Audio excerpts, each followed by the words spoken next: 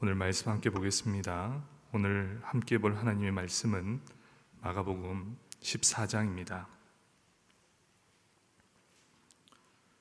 마가복음 14장 32절에서 36절 말씀입니다. 마가복음 14장 32절에서 36절 말씀입니다. 다 찾으신 줄 알고 교독해서 제가 먼저 읽고 교독하겠습니다. 그들이 겟세마네라 하는 곳에 이르매 예수께서 제자들에게 이르시되 내가 기도할 동안에 너희는 여기 앉아 있으라 하시고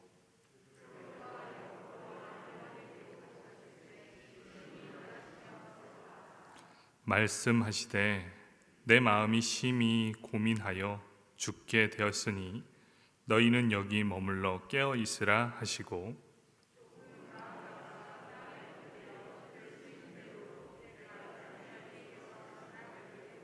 함께 읽겠습니다. 이르시되 아빠 아버지여 아버지께는 모든 것이 가능하오니 이 잔을 내게서 옮기시옵소서. 그러나 나의 원대로 마옵시고 아버지의 원대로 하옵소서 하시고 아멘. 오늘 이 말씀은 너무나 잘 아시는 또 많이 들어봤던 말씀이실 거예요. 오늘 이 본문 말씀의 제목을 나의 기도는 어떻습니까? 라는 제목을 잡아봤습니다. 그리스도인에게 주어진 특권이 있다면 전 그 특권 중에 하나가 바로 기도라고 생각합니다. 하나님께 기도할 수 있다는 게 얼마나 큰 축복이고 우리의 권리인지 모릅니다. 성경은 이렇게 얘기를 해요. 모든 일에 기도하라 라고 말씀해 주고 있지요. 모든 일에 대해서 내 모든 사소한 것 하나하나까지도 하늘에 계신 이 하나님 아버지께 기도할 수 있는 것, 이것이 얼마나 큰 축복이고 또 권리입니까? 사랑하는 우리 성도 여러분, 이 축복과 이 권리를 잘 누리고 계십니까? 우리 사랑하는 성도 여러분, 이건 권리이자 축복입니다. 하늘에 계신 우리 아버지, 이 하나님께 우리의 모든 것 하나하나까지도 하나님께 기도할 수 있다는 것, 이것은 우리의 권리이요 또 축복입니다. 지금 우리 현 시대를 바라보면 지금이야말로 더욱더 기도해야 될 때라고 생각합니다. 더욱더 깨어서 날마다 기도하시는 저와 여러분이 되길 축복합니다. 오늘 말씀은 예수님께서 이 겟세마네에 기도하시는 내용을 기록하고 있습니다. 이 마가복음 14장의 배경을 보면 이렇죠. 예수님께서 12제자와 함께 마지막 만찬을 하신 이후에 이제 십자가의 죽음을 앞둔 상황에서 하나님 앞에 기도하는 내용이 바로 오늘 본문의 내용입니다. 기도의 장소는 겟세마네였습니다. 겟세마네는 이 예루살렘과 또 여리고로 가는 이 도로가 있습니다. 그 도로 위에 감람산이 있는데 이 감람산 서쪽에 위치한 그곳이 바로 겟세마네이죠. 예수님께서 평소 자주 찾아 기도하시는 곳, 하나님과 대화를 나눴던 곳이 바로 이 겟세마네 동산이라고도 얘기하죠. 이 겟세마네는요, 가롯 유다가 예수를 팔아 넘겨서 이 로마 군병과 유대인들이 함께 와서 예수님을 잡아간 곳, 그곳이 바로 이 겟세마네고요. 또 이 겟세마네는 예수님께서 너무나 많이 사랑했던 곳, 공생의 마지막 순간까지 습관처럼 기도했던 곳, 늘 찾아서 기도했던 곳, 이것이 바로 겟세마네였죠. 하지만 오늘 기도하러 가는 이 길은 달랐습니다. 평상시에 갔던 그 겟세마네의 동산의 길이 아니었어요. 왠지 그 발걸음이 무겁습니다. 오늘 가는 이 발걸음은 혼자 가는 것이 아니라 3명의 제자와 함께 동행하며 올라가기 시작합니다. 베드로, 야고보, 요한, 이 3명의 제자와 함께 올라가죠. 그리고 올라가는 동안에 얘기를 하지 않다가 이제 기도할 장소에 도착하면서 이렇게 얘기합니다. 세 제자에게 내가 기도할 동안 너희는 여기에 앉아서 있으라라고 말하고 예수님께서 홀로 기도하러 올라가십니다. 제자들과 함께 산에 올랐지만 제자들에게 여기 머물러 있으면서 깨어 있기를, 그리고 함께 나를 위해 기도하기를 이 제자들에게 얘기했고 원하고 있었죠. 여느 때와 다른 예수님의 모습, 얼마나 어려운 일이었길래, 얼마나 힘든 일이었기에 예수님은 그 마음의 표현을 이렇게 하고 있어요. 33절에 보니까 이렇게 표현하죠. 심히 놀라시며 슬퍼하셨다라고 고백하고 34절에 이렇게 얘기합니다. 심히 고민하여 죽게 되었으니. 늘 기도하러 가는 그 길이었는데 오늘은 왠지 모를 발걸음이 무거워지기 시작합니다. 이 두 구절에서 예수님의 심정이 그대로 잘 드러나게 되죠. 예수님의 기도의 모습은 35절에 드러나 있는데 어떻게 기도하시죠? 땅에 엎드려 기도했다라고 되어 있습니다. 이 마가복음 14장 35절은 그냥 땅에 엎드려 기도했다라고 되어 있지만 같은 병행 구절을 보면 누가복음 22장 44절에 보니까 이렇게 기도해요. 엎드려서 기도했는데 어떻게 기도했느냐? 힘쓰고 애써 더욱 간절히 기도하심으로 땀이 땅에 떨어지는 핏방울같이 되기까지라고 기도했다라고 합니다. 여기에서 이 땀방울이 어떻게 핏방울이 됩니까? 라고 물으시는 분들이 있는데요, 실제로 간절히 안간힘을 쓰면 땀방울에 핏방울이 묻어난다고 얘기를 합니다. 그리고 땀방울이 떨어질 때 핏방울에 이 핏빛이 나온다고 얘기를 하죠. 그만큼 간절하고 애써서 기도했기에 이런 간절한 기도, 예수님의 기도의 모습이 그대로 담겨져 있었어요. 그럼 예수님의 기도의 제목이 무엇이었습니까? 35절에 이렇게 얘기합니다. 이때가 자기에게서 지나가기를 구합니다. 그럼 이때는 무엇입니까? 도대체 이때가 무엇입니까? 그때는 36절에 이렇게 얘기를 하죠. 이 잔을 내게서 옮겨지기를 이라고 얘기를 합니다. 그렇다면 이때가 이 잔이었고 이 잔은 무엇이었습니까? 이 잔은 예수님께서 받으셔야 할 받아야 될 이 잔이었습니다. 그럼 이 잔은 도대체 어떤 잔이었습니까? 이 잔에 대한 설명은 에레미야 25장 15절에 잘 나타나 있어요. 어떤 잔이었냐? 모든 사람의 죄에 대한 하나님의 진노와 심판이 하나도 빠짐없이 다 담겨져 있던 잔이었습니다. 다시 한번 말씀드릴게요. 모든 사람들의 죄에 대한 하나님의 진노, 그리고 그 진노에 대한 심판이 하나도 빠짐없이 다 담겨져 있던 잔, 주님이 마실 잔에는 제자들과 우리가 이 땅에 겪어야 되는 모든 아픔과 모든 슬픔을 대표하는 죄의 결과물이 가득가득 담겨져 있었습니다.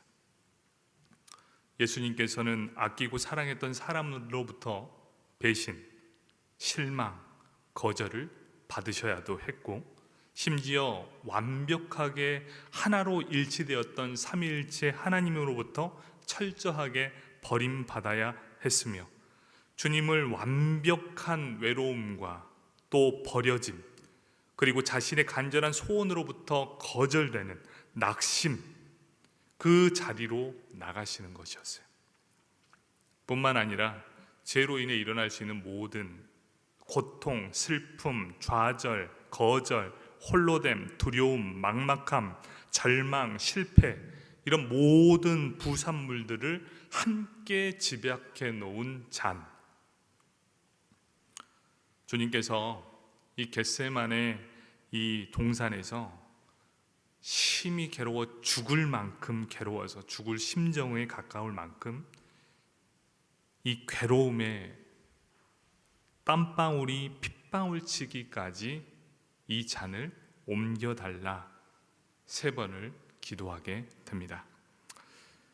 예수님은 마음을 다해 이 진노의 잔을 피하길 하나님께 간절히 기도했습니다. 이 정도 기도했으면 충분히 하나님도 들어주실 만 하지 않습니까? 여러분도 충분히 기도했으니까 충분히 들어주지 않을까요? 예수님도 간절한 마음으로 똑같은 이 간절함으로 3번을 기도했지요. 예수님의 십자가의 죽음이라는 이 사명 앞에 고난의 잔을 옮겨달라는 기도. 그런데 그 잔을 끝까지 자신이 옮겨달라는 것으로 끝나지 않고 이 기도는 어떻게 끝납니까? 자신의 뜻을 고집하지 않고 기도의 결론은 이렇게 끝납니다. 아버지 원대로 하옵소서라고 마치게 되죠. 예수님의 이 겟세마네 기도를 통해서 우리가 처음부터 끝까지 한번 쫙 살펴봤는데요.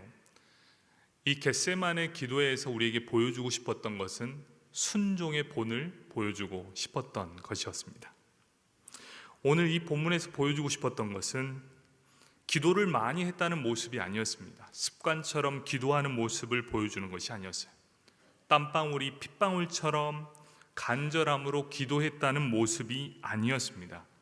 그럼 이 본문에서 우리에게 보여주고 싶었던 모습은 어떤 모습이었습니까?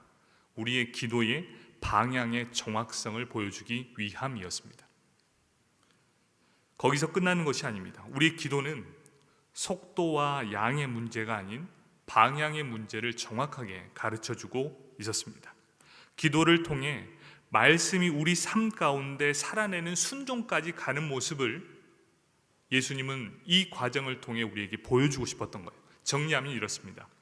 기도는 먼저 하나님과 방향을 정하고 그리고 나서 결단했다면 순종하는 삶으로 마무리가 되어야 함을 보여주고 있습니다. 이게 바로 기도의 모든 과정이죠. 제가 읽었던 책 내용 중에 김종훈 목사님이라는 목사님이 계시는데요. 겁나지만 겁내지 않는다라는 이 책이 있습니다. 이 책을 읽으면서 좀 각색을 했는데요. 이런 내용이에요. 이 회사는 참 잘 나갔던 회사였어요. 뭘 했느냐? 고성능 절삭 공구를 만드는 회사였다고 합니다. 그런데 잘 나갔던 회사가 IMF를 만나게 됩니다. 이 IMF를 만나게 되면서 경영 위기에 처하게 되죠. 그 사장님은 교회 장로님이셨습니다. 그래서 그가 자신이 다니는 교회에 기도 요청을 하게 되죠. 기도 요청을 했을 뿐만 아니라 이 장로님은 새벽마다 교회에 나와서 열심히 기도하고 하나님 앞에 부르짖었습니다. 얼마나 간절했겠습니까?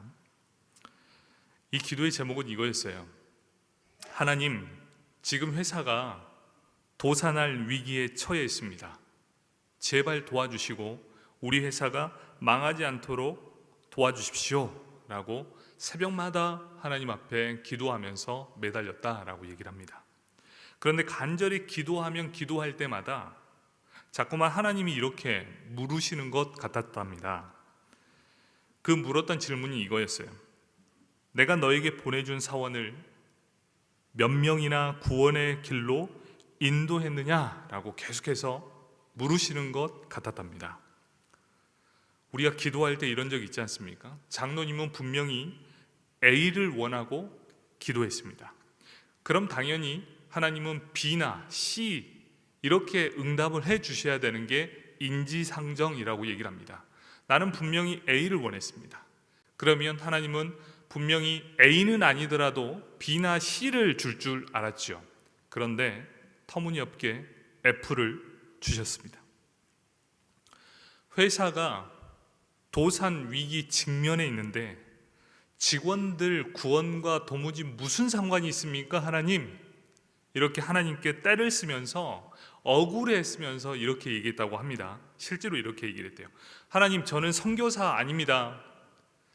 저는 교회의 장로이고 지금은 작은 회사의 사장일 뿐입니다.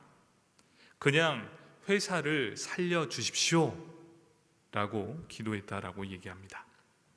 그러자 하나님은 그에게 더욱더 분명하게 말씀해 주셨다고 해요. 직원 한 사람이라도 제자 삼아 복이 되게 하라. 나의 생각과 다른 방향의 응답이 나왔을 때 과연 나는 어떤 반응을 할까? 장로님은 하나님의 말씀에 나와 다른 반응이 나왔을 때 그대로 순종하는 마음을 갖게 되었답니다. 그리고 그 말씀을 받고 결단했고, 그리고 순종으로 이어지는데, 다음 날 회사에 딱 출근을 해서 이제 아침 조회를 하게 되었답니다. 이 아침 조회를 하고 있을 때 조회를 다 마친 후에 이렇게 얘기를 했대요. 나와 성경 공부를 함께 할 사람은 함께 이곳에 모여 주십시오. 사장이 하자는데 직원들이 무슨 힘이 있겠습니까? 모두 다 나와서 성경 공부를 하게 되었다라고 얘기를 합니다. 하루하루 지나가면서 시간이 가면 갈수록 장로님과 직원들이 배운 말씀을 삶에 적용해 나가면서 점점 하나님의 말씀이 흥황해져 갔다라고 얘기를 합니다. 그렇게 시간이 지나자 처음 기도했던 기도의 제목이 있어요. 회사가 도산할 위기에서 살아나게 해 주십시오 라는 그 기도를 했죠. 그런데 기가 막히게 성경 공부를 하고 제자 훈련을 했는데 회사가 점점 도산할 위기에서 회생의 회사로 살아나기 시작하는 거였어요. 도대체 어떻게 이게 가능하게 되었을까? 이 안을 딱 보니까 회사가 어려움에 직면하게 되었을 때 이 함께 했던 직원들이 회사를 떠나지 않고 자기 몸과 같이 생각하면서 그 자리에 꿋꿋이 앉아 있으면서 이 사장님의 오른팔과 왼팔 역할을 하며 끝까지 함께하는 동지애가 생겨났다고 얘기합니다. 회사를 떠나지 않고 흔들림 없이 함께 그 위기를 극복하면서 그 어려움을 극복해냈고, 당연히 매출은 늘어나게 됐고 적자에서 흑자의 회사가 되었다고 얘기합니다. 그러면서 이 장로님이 고백합니다. 매출이 늘어난 것보다 중요한 것은 직원들이 말씀 안에 거하는 복을 누리게 된 것이 더 큰 축복입니다 라고 고백했다라고 얘기를 합니다. 나의 기도는 이렇습니다. 이것만 해결해 주십시오. 이것만 해결해 주시면 괜찮겠습니다. 저는요 이거 하나 믿고 기도합니다. 그런데 하나님의 응답은 한 영혼을 살리는 것이었고, 한 영혼을 살리는 것이 회사를 살리는 것이었고 전체를 살리는 것이었다라고 얘기를 하죠. 과연 하나님의 뜻과 내가 원하는 뜻이 달랐을 때 나는 그것을 어떻게 수용하고 있습니까?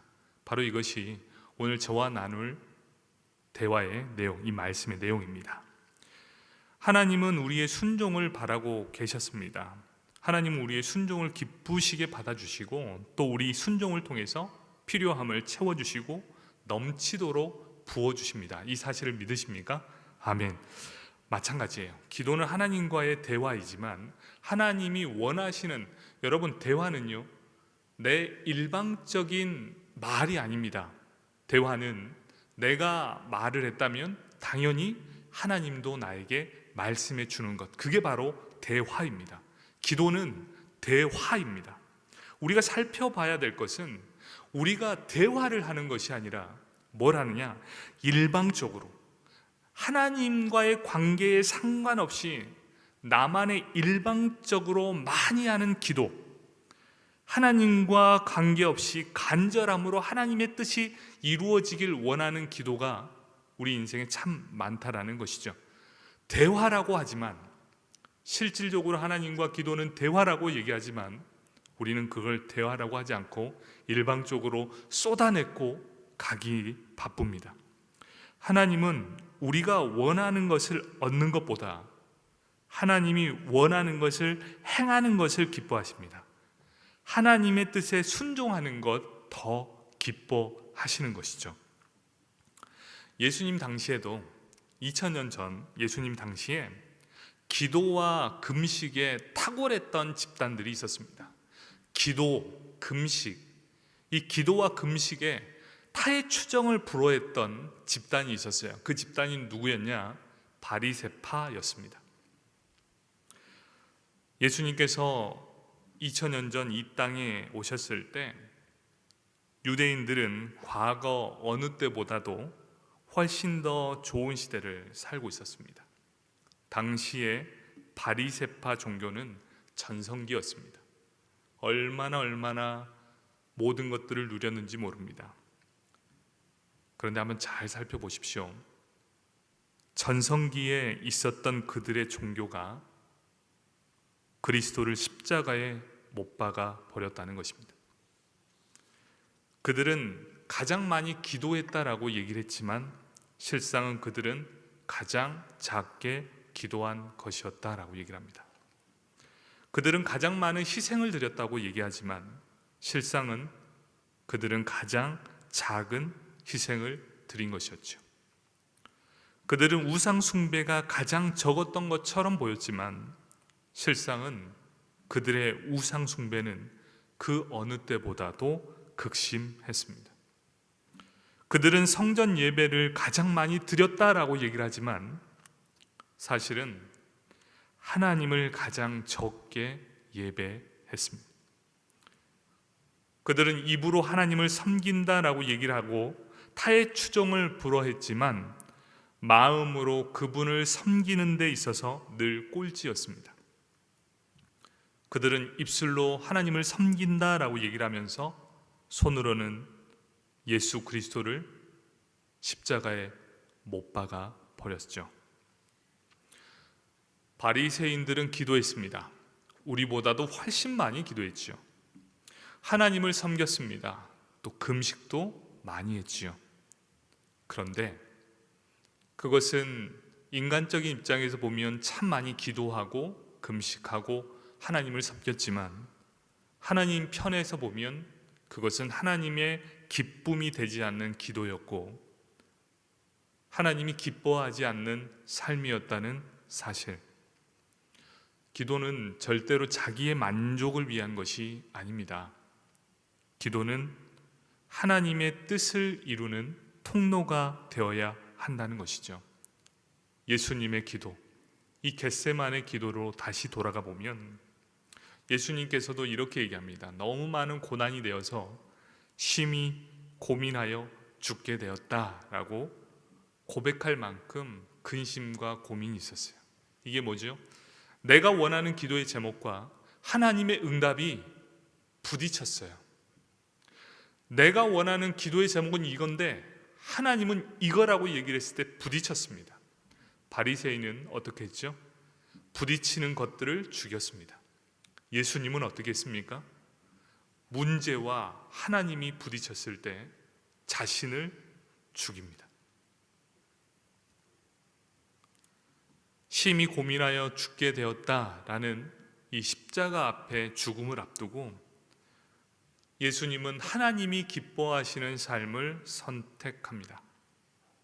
그리고 결국 십자가의 죽음을 선택하시고 그거에 대한 후회 한 번도 안 하시고 도수장에 끌려가는 양처럼 그 입에서 아무런 핑계나 또 그 입에서 아무 소리도 나오지 않았습니다. 예수님은 십자가에서 그분의 생명뿐만 아니라 자신의 자아도 못 박았습니다. 사실 주님은 하늘 보좌를 버리고 이 땅에 오실 때 이미 자기 자신을 버리셨어요. 만왕의 왕이신 주님이 종의 형체로 이 땅에 오실 그때부터 자신의 모든 자아를 다 내려놓았습니다. 그리고 마지막에 이렇게 고백합니다. 내 원대로 마시고 아버지의 원대로 하옵소서. 이렇게 기도하신 것처럼 자아를 못 받기 위해 씨름하셨어요. 씨름하셨어요.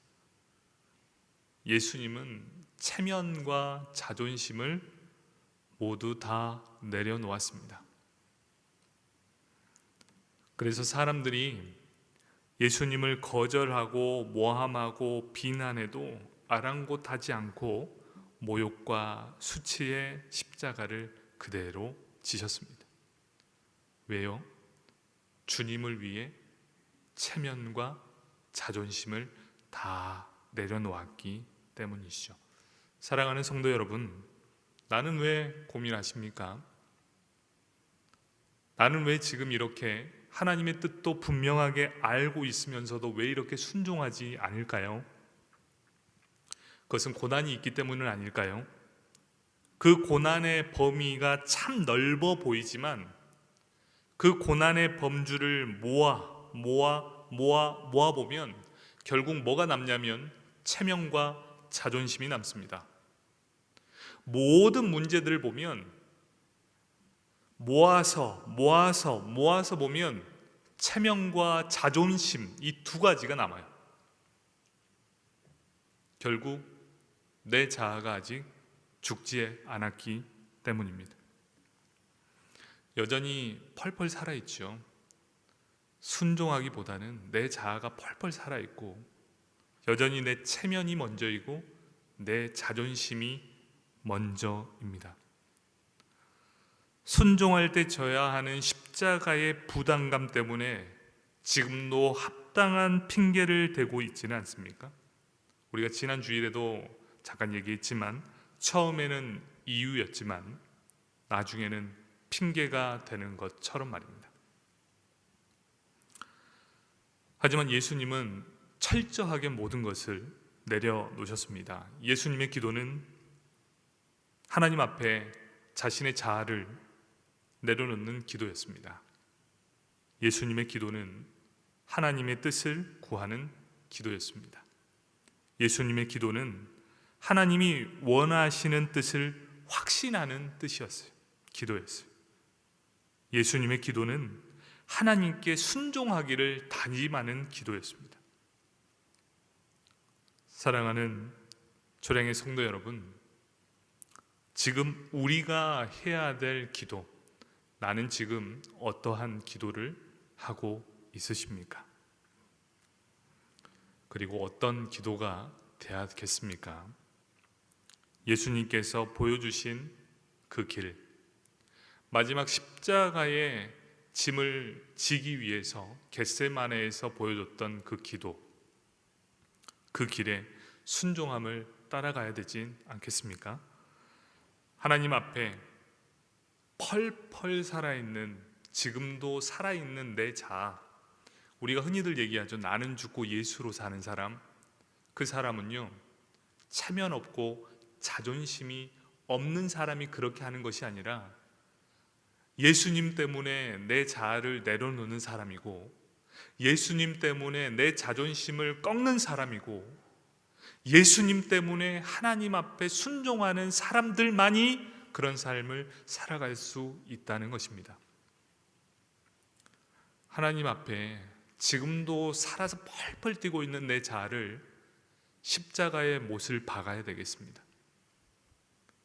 또한 하나님의 뜻을 구하는 기도, 하나님이 원하신 뜻을 확신하는 기도, 그리고 마지막, 기도 많이 하셨으면 그대로 좀 살아가셨으면 좋겠습니다. 지금 우리 기독교가 힘을 잃어버린 이유는 기도를 적게 해서가 아닙니다. 말씀을 몰라서가 아닙니다. 우리가 그 말씀대로 살아가지 못했고 기도한 만큼 순종하지 못했기 때문이겠죠. 사랑하는 우리 초량의 성도 여러분, 이제 우리 다시금 하나님의 말씀에 순종하며 기도로 하나님의 뜻을 확신해서 이제는 어두워져가는 이 세상이 교회를 걱정하는 것이 아니라 다시금 교회가 세상의 빛과 소금이 되는 귀한 은혜로운 초량교회가 되길, 우리 성도님이 되길 예수님의 이름으로 축복합니다. 아멘.